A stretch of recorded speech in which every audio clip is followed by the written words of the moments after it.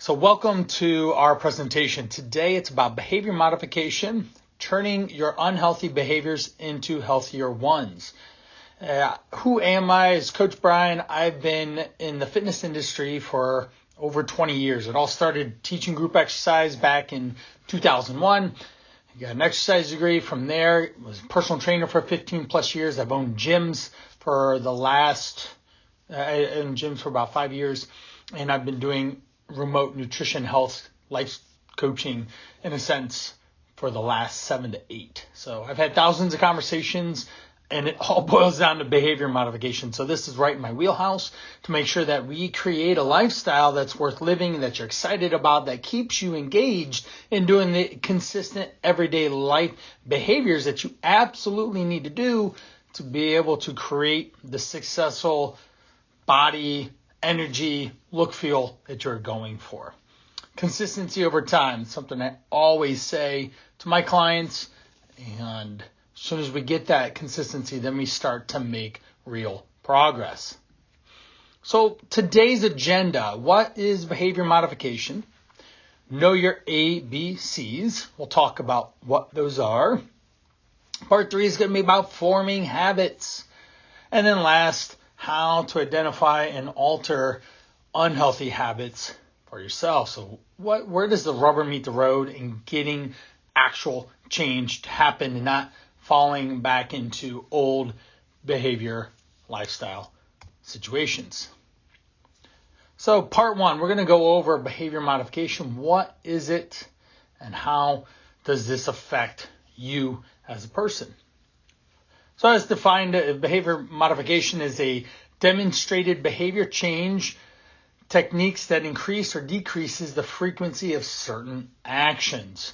Whether we get excited about doing something or not so excited about doing others, the energy about how you go into those situations can really determine the outcome of what is going to happen. So usually changing bad habits into good ones, we alter our behaviors and we're looking for positive reinforcement. I have some cats and a dog, but one thing that really glued in my mind, we'd go to SeaWorld. I have 4 kids. I'm 41. I've been married to my high school sweetheart. We have 4 kids. Oldest is 14 now. Youngest is 8. 3 boys and a girl. So we go to SeaWorld in San Diego. And we've also been to the one in Florida, and there used to be one just down the road from where I live right now in Geauga Lake, Ohio, but that one is not here. But San Diego, so we go in there and you see the trainers to the orcas feeding them handfuls of fish. And so what they're doing is positively reinforcing certain behaviors and actions that they do on certain commands. And then, so they're positively rewarding these orcas to do the things they wanted to do.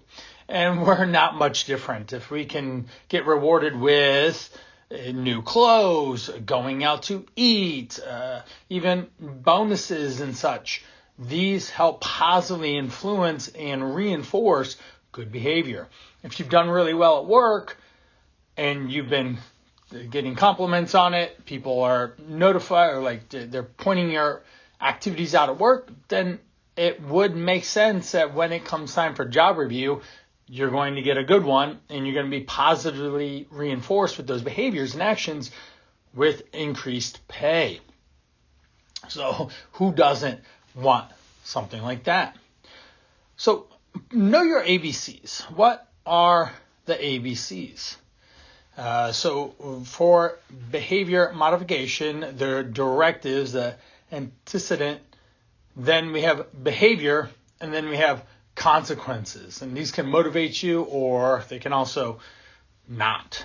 One thing I always talk about with my kids is you choose your actions, but you don't get to choose the consequences. And we can reinforce that with my clients, with certain actions that they took for a prolonged period of time equaling unhealthy health consequences of heart disease. Diabetes is unfortunately on the rise, and that's not what we want. But we can look at this positively. It's from my perspective as a parent, when my kids do the things that they're asked to do, they gain more trust, they gain more responsibility, therefore they can get rewarded with more positive consequences to that. So learning a new behavior takes place as a result of the consequence being enforced.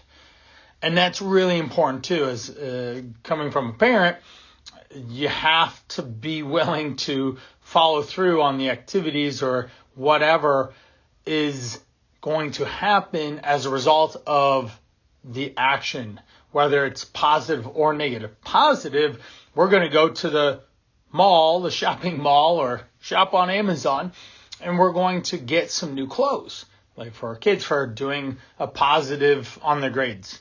Negative consequence, sneaking screens when they shouldn't be, you're going to not be allowed to play on said screen for a longer time than you want.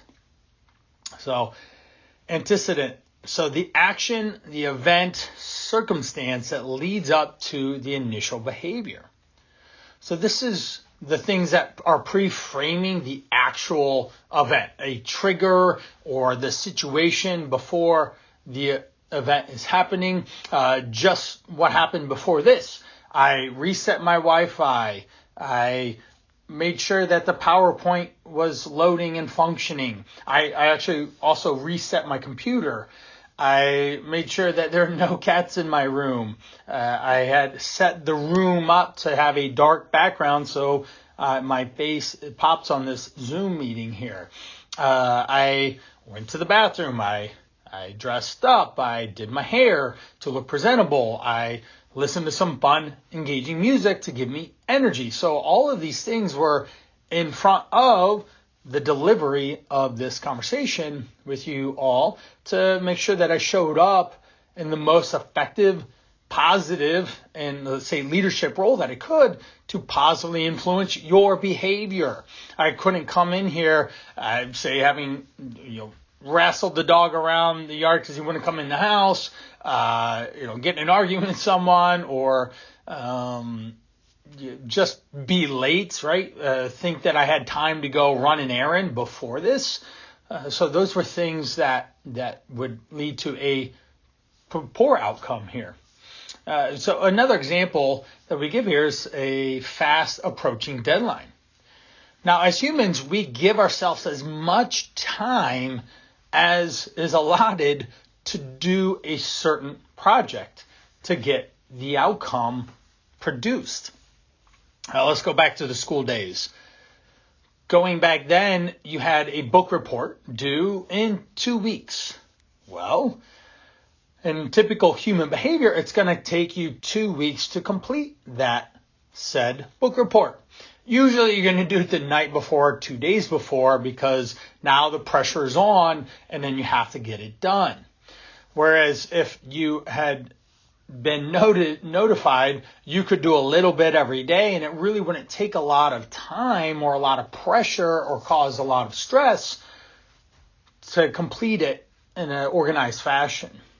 So there's some pre-framing of like, oh, I got 2 weeks. So I'm going to do a little bit. I'm going to sit down and map out. I'm going to do a little bit of this, a little bit of this, a little bit of this. And week one's done and I'm 50% there. And by Wednesday, I want to have it done so I can just relax on Thursday and then deliver it Friday. That's a great strategy. That would be the most obvious thing that makes the most sense. But we also are challenged with making some of those situations happen sometimes. So the second part of this, the ABCs, is the behavior. The actual behavior that took place because of the action, event, circumstance, or trigger that happens. The example here on this slide is I skipped lunch because I had a deadline. I had a meeting. I had someone pop into my office. I had an email show up. I had to make a phone call. I had to enter whatever happened right then. Now you skipped lunch and then you're really hungry. Being a health coach, I'm constantly looking at these things of, okay, what is the behavior? Here's the situation we're at. What is the better behavior for someone to take action on? not go to fast food. Ideally, you packed your lunch and you took it with you.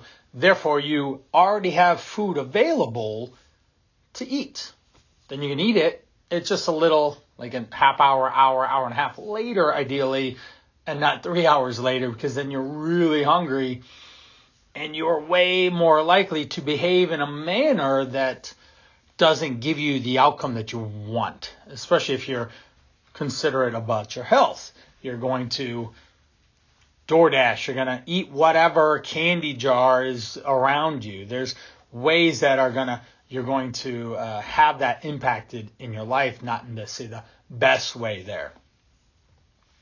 All right, so the last of the ABCs is consequence. The action or response that follows the behavior. So what happens after? So we look at that example. Is it positive or negative? We go back to skipping the lunch. So the example, I had no energy to be productive because I skipped lunch. So I loaded up on coffee and candy throughout the day, and I didn't pre-pack lunch, and I didn't think about or look at my schedule to know that I was going to run into an issue there. There's a concept, PPA, that I have with my clients. It's plan, prepare, and act. Now, when we plan PPA, plan, prepare, act, we think through these things. We look ahead. We have a better, suitable outline of what we should be expecting throughout this process to make sure that you actually get the results, the outcome, and the behaviors happen for you. So this would be a negative consequence because of the behavior that you took of eating candy and loading up on coffee. We're just stimulating ourselves with candy. Therefore, we're most likely going to end up hitting a sugar crash, a blood sugar crash, and it's going to send you into most likely not making the best decisions later in the day. So we see how these things play out.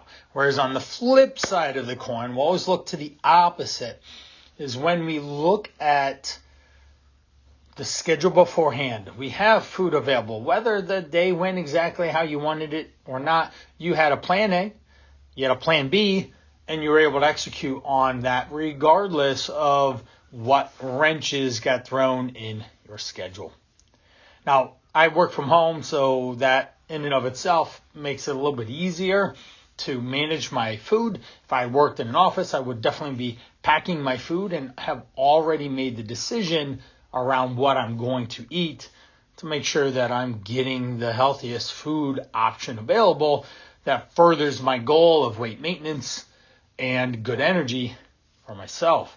I don't want a slow trend of even 1 pound a month weight gain over a year is 12 pounds over 2. Now you're almost 25 pounds overweight just because of small choices and decisions and things that ended up showing up in your day because you just didn't make that plan. And a pound a month, that's subtle. It's quarter pound a week of weight gain. All right, so how do we actually change habits? So changing habit, before you change your habit, is important to measure your readiness and confidence level. When someone's reaching out to me and they're looking for help around their health, their nutrition, their fitness, their lifestyle change, I am looking for exactly this. What is this person's readiness? I have a series of questions that I want to ask someone to gauge how important this is for them. How much time, effort, energy are they invested in making this habit change? And, are they confident in their ability to do this? Or do I have to talk about that and figure that out a lot more to ensure that I can lead them? Being a health coach, it's my job to lead my client to making better choices and making better decisions through informed decisions with better information, science-backed information, being able to be applied into their everyday habits, being just the same as everything else here. So next up, we discover which habit you want to alter and make sure it is attainable and not too daunting. If someone is 50 pounds overweight, they haven't moved in a decade, the first goal shouldn't necessarily be a marathon. Yes, that can be in their mind, like, oh my gosh, I'm inspired to go run a marathon. That's obviously not going to be our first step, pun intended. Walking is. And then doing maybe the couch to 5K for a couple months as we start to build their body, lose some weight, gain energy, gain confidence, and then we start working into an actual cardiovascular routine where they are building their ability and their confidence level to get the marathon attained. That could take a year, it could take 2 years, but if they have in their mind that they are confident that they're going to do that this is important to them, then great. It doesn't matter the timeline. What matters is that they've made a decision to change their habit, and then they're going to change behaviors to then be able to do that. That's the coolest part about life. You can do a lot of stuff. It's all between your ears on how it does, how it actually formulates itself. After determining which habit to change, identify your 3 R's. Reminder, routine, and reward. So we want to go through this constant cycle of making sure that you are aware of what's going on. Maybe, for an example, if someone needs to improve their water consumption because they are going to run the marathon, they need to stay hydrated and they need to work on probably getting more fluid in them because they most likely haven't been drinking a lot of water just by default of doing this for so long. They're not drinking enough water and they're not moving enough. So we need to set reminders to make sure that maybe their Apple Watch goes off when they're supposed to stand, or once an hour it goes off, and that's when we get up, we start walking, and we get some hydration with some water. It could be a really good reminder to ensure that you're constantly becoming aware of it. Then after you have that awareness in the process, that's like step number 1 is just being mindful and aware of your current situation. Then we start to create routines. And then, around 9 o'clock, you get up and you take a walk break around work. You get some water, you go to the bathroom, and that's a great time for you to pause in the work of what you're doing to then have a productive second half of the morning going into the hours of 10, 11, into the lunch break. Humans don't just work 8 to noon and be fully productive. That's just literally not how this works. So having a routine where you have breaks where you can move a bit more is really helpful to make sure that you stay on track. And then rewarding yourself. So a really good reward is go sign up for a 5K. Just continuing this example, you sign up for a 5K, the reward is the medal, the reward is the experience, the reward is the outcome at the end, that you completed something that you put your mind to. That's the best way to go about thinking like this. That creates lifestyle and behavior changes that are going to make a really strong impact in your everyday life.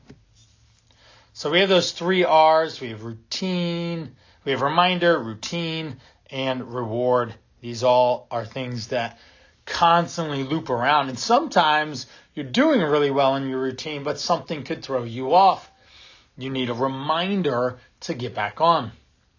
That's what I do really well with people, is I'm constantly reminding themselves of the things that they said that they wanted to do. There's a lady that I was just texting with shortly before this. Alexandra, she's a school principal. She has a heavy workload and heavy responsibilities. She is active enough. She does take care of herself, but we're maintaining about 10 pounds more than she wants. She keeps getting interrupted with dinner meetings with school or after school sporting events. These things are, say, a flat tire in a sense. She's driving down the road. One of the wheels keeps leaking air and causing her to have to stop, fix the tire leak, and then get driving again. But she's actually not patching the tire or replacing it. She just puts air in the tire and gets on her way, only for it to leak again. So I'm here to help remind them, like, you need to just go get it fixed. And here's how we're going to fix it. This is the place we're going to go. These are the things you're going to do that. Oh, hey, we found a coupon to make it a little cheaper to buy a new tire.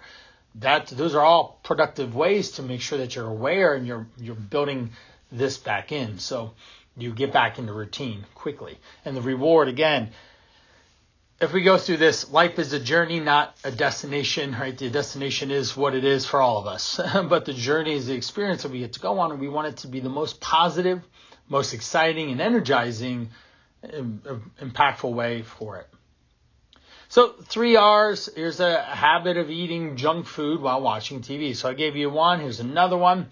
So the reminder part is a trigger initiated the behavior. So the example is, hey, my favorite TV show episode comes on at 8 p.m. Well, that happened back in the day when I was younger, but you can just turn it on whenever you want now and watch as many of it as you like. And that in and of itself can be a behavior change that you might need to do.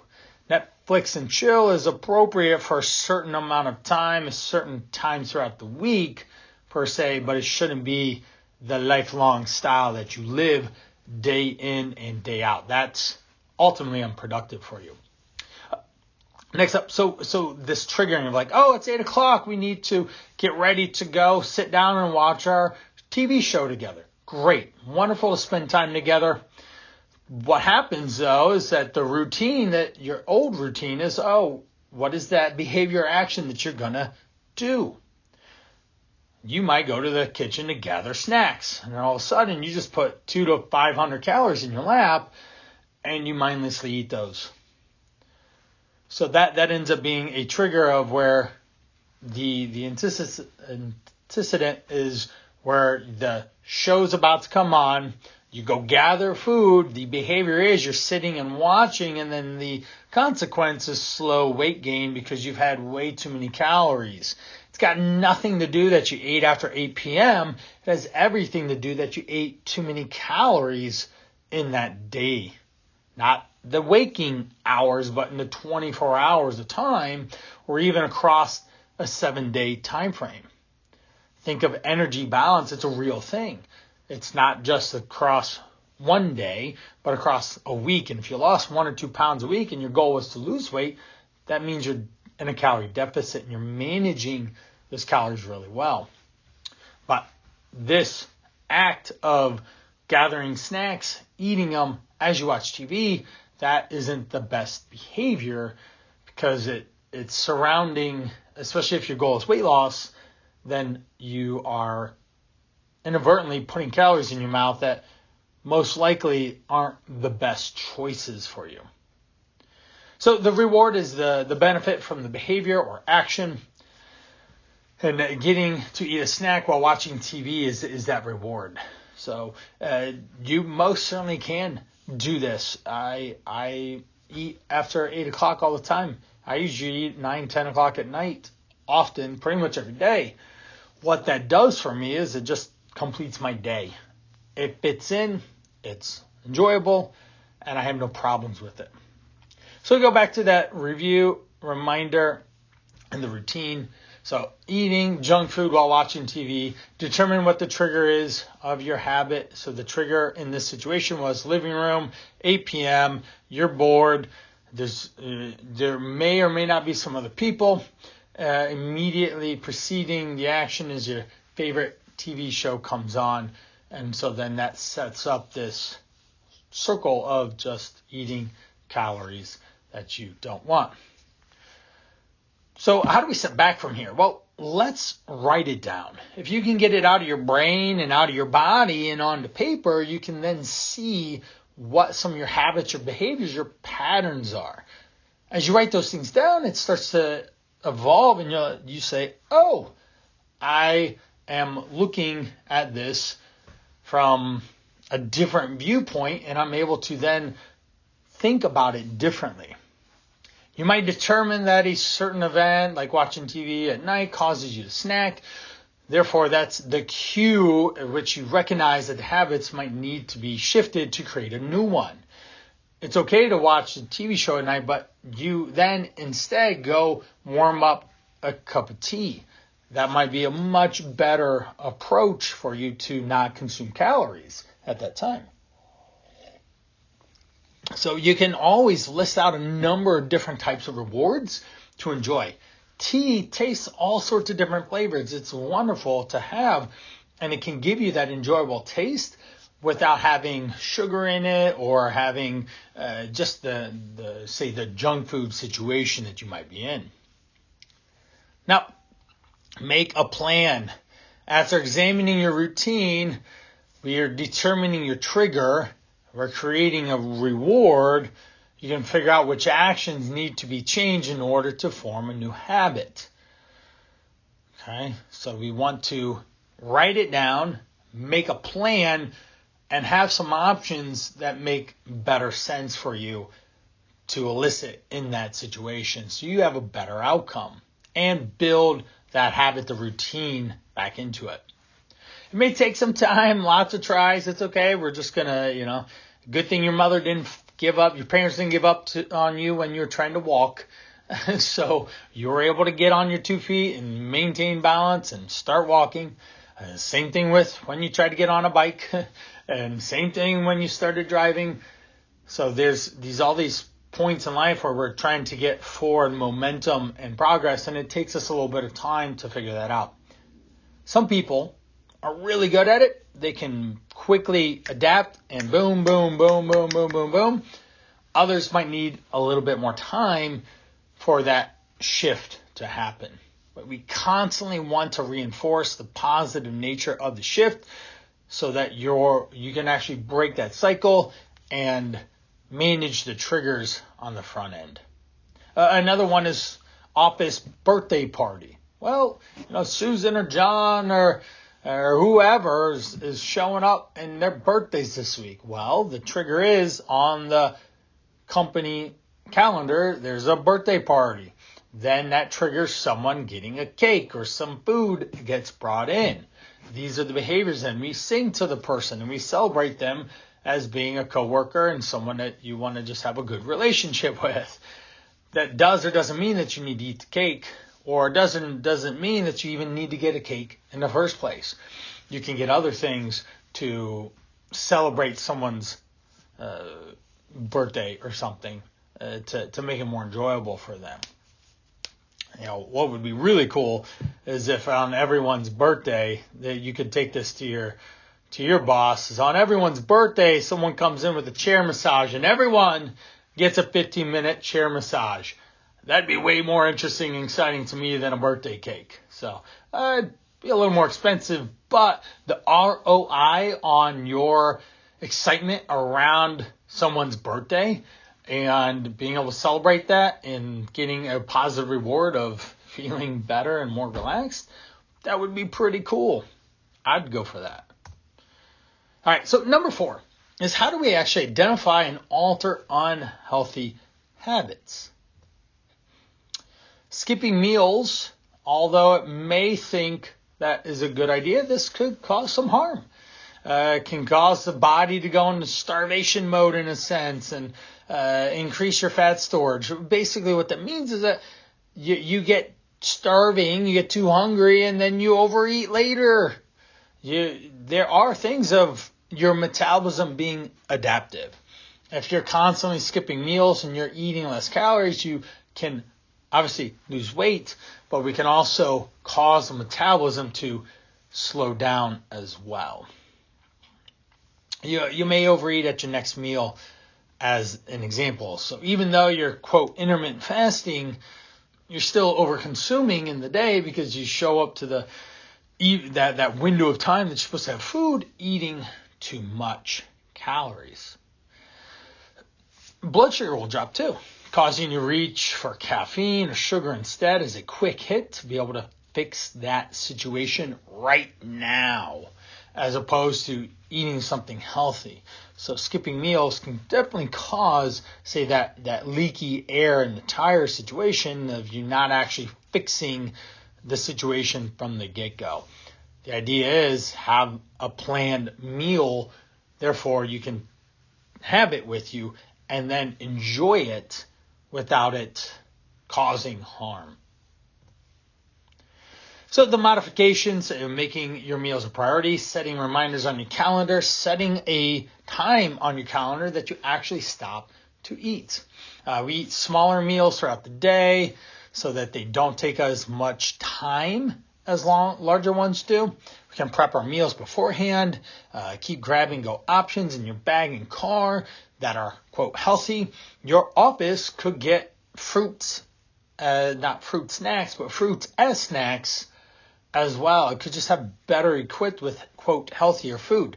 Not food in a package per se, but food in its own package like fruit or vegetables and such. If your company had those and they regularly did it and it was part of your culture where there's always a vegetable tray out and there's always healthy fruit available, the whole place is going to be a lot healthier, period. Certainly you'll always have some people that'll just not partake and do their own thing, and that is fine. That is on them. Another action around skipping a meal is like skipping breakfast. Why might it cause harm? Well, you're more likely to feel tired throughout the day because you're not getting nutrients early in the morning. You're not getting carbohydrates to start your day and get your blood sugars up. You're less likely to exercise because you're feeling too tired. You're pushing all your daily calories into the afternoon, evening, which then causes fatigue from having too much food in your stomach and causing potential for just a heavier digestive load of food, which when you eat large boluses or lots of food at one time, your body will shunt put it all into your belly. All the blood goes to your belly from your extremities, so you naturally start to feel more fatigued. Also, you're less likely to have healthy snacks throughout the day. You're more likely to grab whatever is on your way to the next meeting or someone's desk, or maybe you have a candy drawer at your office. And there's a potential just slowing things down for your metabolism. So how do we modify and not skip breakfast? Well, preparing your breakfast the night before always helps. Having a smoothie, overnight oats, making an egg bake, having a number of clients that will do breakfast sandwiches with eggs, a lean protein like a Canadian bacon, and they're in the fridge ready for a 1-minute microwave, and off they go. Those are really easy. We have hard-boiled eggs or even scrambled eggs.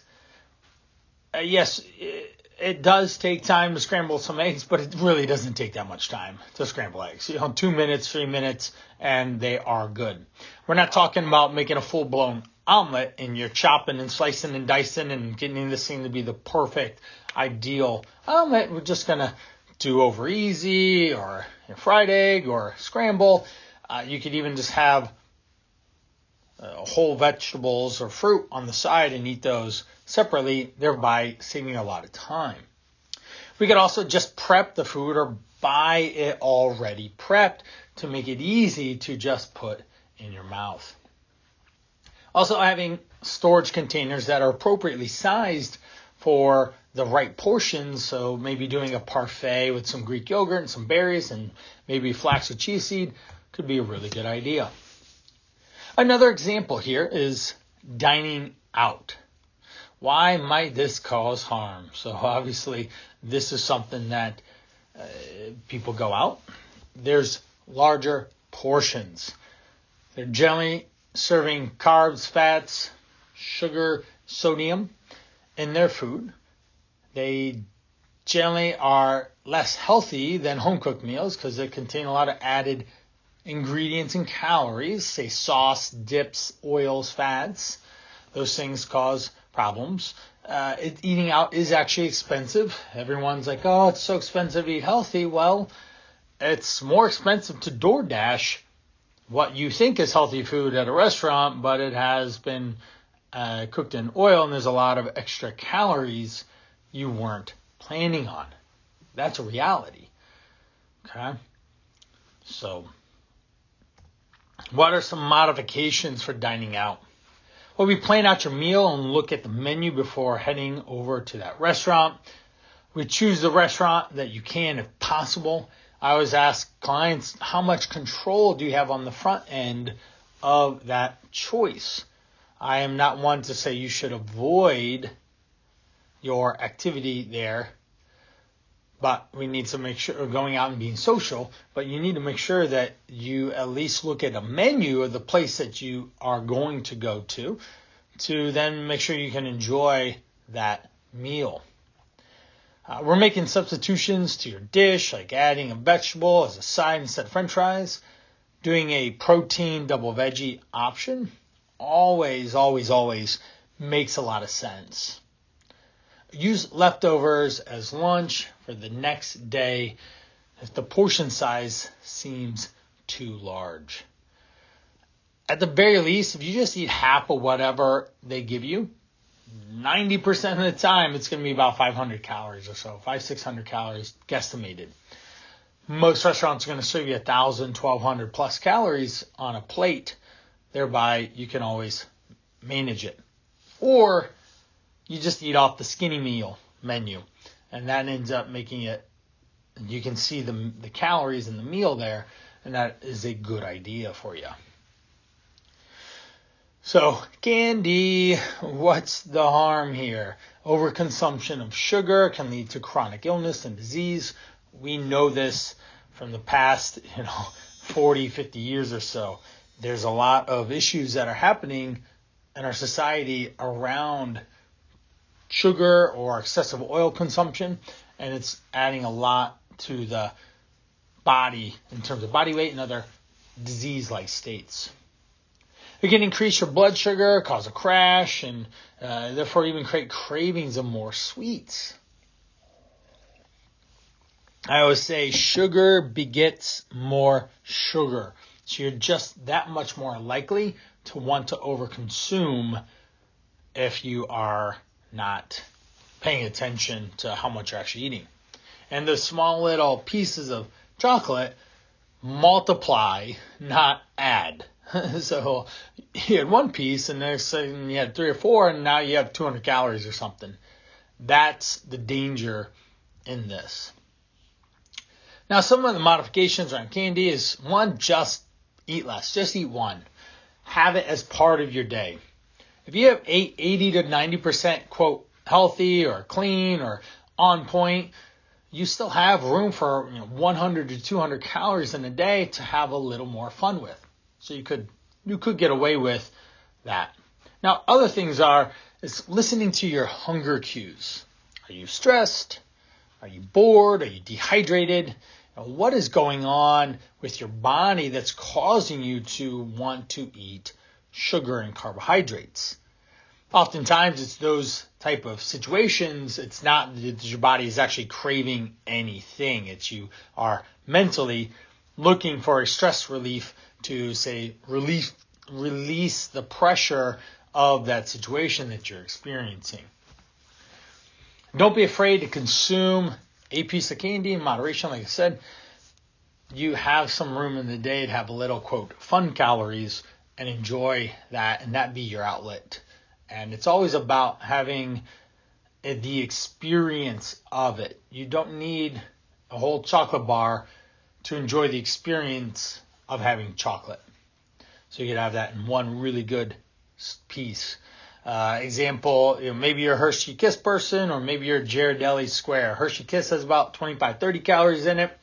The Ghirardelli Square has about 70. That one's just a higher quality. I would think it'd be a better experience for your taste buds and a more enjoyable experience than a Hershey Kiss. But also, you might love Hershey milk chocolate, and that might be your jam too. 1 or 2 of those is less calories than the Ghirardelli Square. So you could get away with that.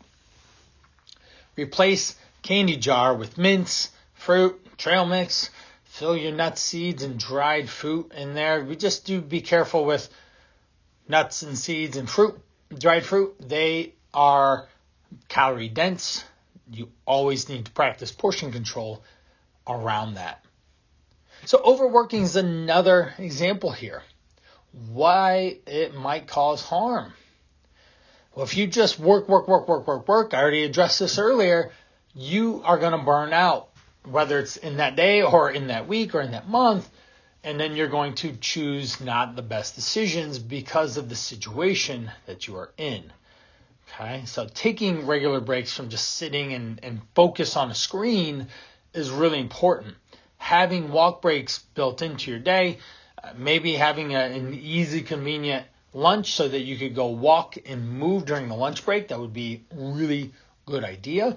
And that would help alleviate some stress and it gives you energy to go enjoy the second part of the day. Sitting or standing for long periods of time can be harmful for your posture. I've done a number of times talked about ergonomics, the body's positioning to do work, whether it's in a desk sitting or even like a manufactured labor type. You want to make sure that your desk, your work position, station, you are conscious of form, technique, posture, so you don't run into work-related injuries, carpal tunnel, shoulder, neck pain, tension, headaches, things like that. Stepping away when you feel dizzy, a headache, blurred vision, and you can't focus, that's a clear sign you definitely need to take a break. Therefore, you don't do things that aren't good. So some modifications around this. Schedule breaks in your day by setting a reminder or a timer or your watch to go off, and that helps alert you. This is that part of awareness that we talked about earlier. You have to be aware of the situation to correct it. Be able to say no to a task if you feel overwhelmed. Oftentimes we are constantly just saying yes to everything that comes our way, whether you should or should not be accepting that. So that's something that's really important here, and to make sure that we are managing your sense of overwhelm or overwork by prioritizing your schedule appropriately. And that's the last one, is making a list of your priorities. I talk about this a lot with people, is your most important tasks are the top 3 things that need done in a day. Yes, we have other things that have to happen, but these 3 things are the needle movers that cause you to get the longer term outcome in this situation. So, example is those top 3 things are the most important that actually need to get done. The other ones are 4 through 10 are your most dangerous tasks. These are the busy work that slow down the actual productivity, and the outcome of what you're looking for. Now, limited exercise, another example. Why this might harm you? Well, of course, you have an increased risk of heart disease, obesity, your immune system is compromised, lower bone density. These are all things that are super duper important to keep your body healthy. Not moving can cause a ability to be a bit more in a lower energy or depressed state or lower satisfaction in life because you're not getting out, you're not breathing, you're not seeing and experience what life would have looked like 50 or even 80 years ago. It was a much different experience in life than what we're seeing now, being at a desk and working in front of a screen all the time. Limiting your exercise actually decreases metabolism. You are not moving your body, you're not strengthening, you're not maintaining muscle mass, and you are therefore not then muscle is metabolism. So how do we modify this? Well, of course, I love one is the watch. So you get the watch going, then you can see what your total number of steps are. I personally am a big fan of 10K a day. I like that number. I think it helps people visually see and equate being productive in their everyday life.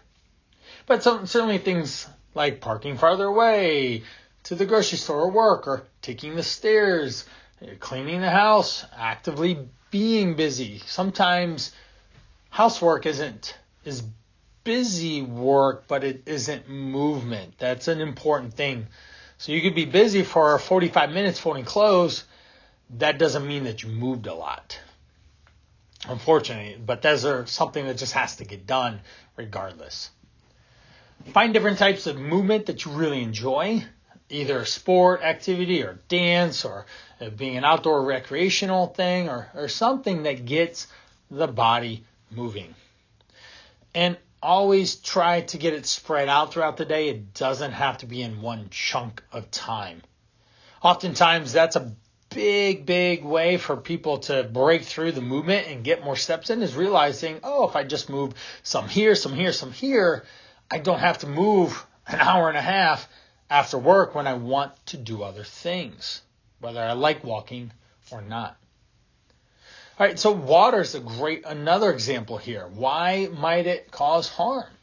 Well, your body is basically water. It causes dehydration. Dehydration alters your mood, your personality, your energy level, your ability to think clearly, your muscles cramp, you're tense, dry mouth, dark urine, low energy, lightheadedness, and headaches all come from being in a dehydrated state. We know this. You need to be drinking at least 64. I always encourage people to do more. I personally like women closer to 80 and men closer to 100. It's also a filling strategy of food in your body. So it can help you manage calories better. If you're constantly having enough water throughout the day, you're less likely to overconsume calories because you're constantly always, full in your stomach. So some of the benefits of actually drinking water: increasing your metabolism. It helps convert food into energy. It helps move waste and toxins through your body. It curbs your appetite. It helps your body absorb nutrients, relieves fatigue, improves your mood. You just feel better. Your energy levels are up. You can be more productive. Your exercise performance. Go run 10 miles without a lot of water. You won't do well by the end. It helps regulate body temperature as well. So how do we do this? We need to drink it throughout the day. 80 ounces over a 16-hour period is roughly about 5-ish ounces per hour.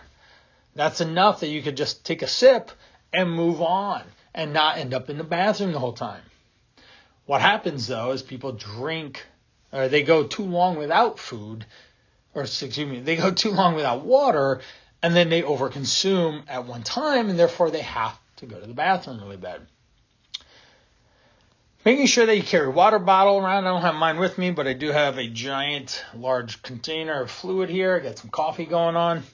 I carry a 40-ounce container around. I would always encourage people to drink 20, 24, 32. Those are way more manageable containers than the larger 64. Or, good Lord, do not do the gallon. Don't be carrying around a gallon of water all day. It's not going to last. I haven't seen, other than bodybuilders, and then nobody carries a gallon jug around. Infuse your water with other ways to make it taste good: fruits, herbs, cucumbers, even there's a lot of different things that we can make this more enjoyable. So wrapping up, behavior modification is going to becoming aware of your situations. How do we start to get reminders in there to take better actions in those situations that are causing you to not behave so good and therefore not actually get the outcome that you're looking for? Looking for positive rewards as well to continue to motivate, inspire, encourage, and be active toward your goals. So, but for behavior modification, you definitely, if you struggle with it, you definitely want to look for some support, get some help with that, and be able to make some progress. So I really want to thank you today for joining me in behavior modification for a healthier you. And I thank you for your time. And make sure if you have any questions, just hit the comments. Be more than happy to answer them.